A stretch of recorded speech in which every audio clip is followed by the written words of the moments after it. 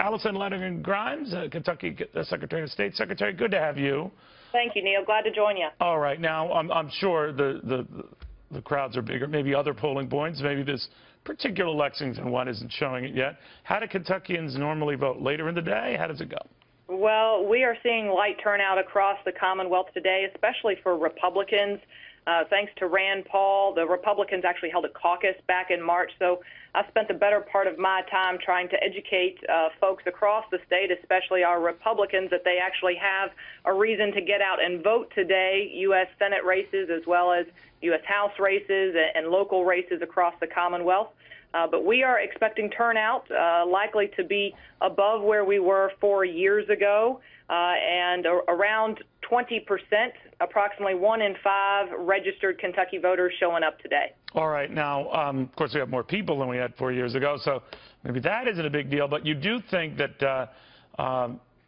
that you'll still have a respectable showing. I guess what I'm asking as well is this is, I guess, a closed primary, right, Secretary? By that, independents, outsiders cannot vote. That is something that presumably would help Hillary Clinton. Do you agree that this is a perfect state for her to win?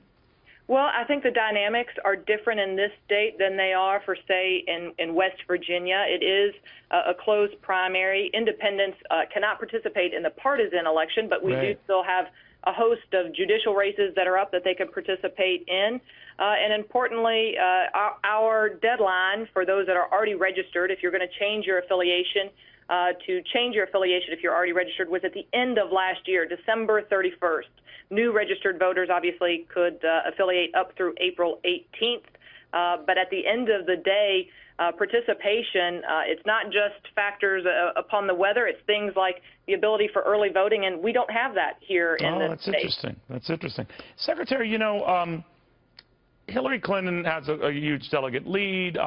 She wants to switch the drama now, not so much to whether she closes the deal soon, although she could. She's 143 delegates shy.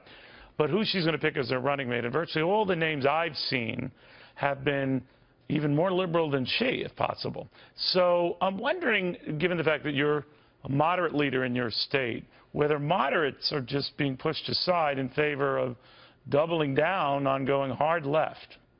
I think that what we saw from Secretary Clinton coming, especially over this past week, she and her family have been focused on the Commonwealth, not because of some mathematical equation that's necessary for the nomination, but because of the connection that they have with the state and especially its people, especially the eastern part of Kentucky. They know under President Clinton what the economy was like, and her focus to try to revitalize, especially. No, I understand that. I understand that, Secretary. I'm sorry I wasn't clear, but that a lot of the choices that apparently on that short list of potential running mates, they're pretty hard left men and women. I mean, is that wise?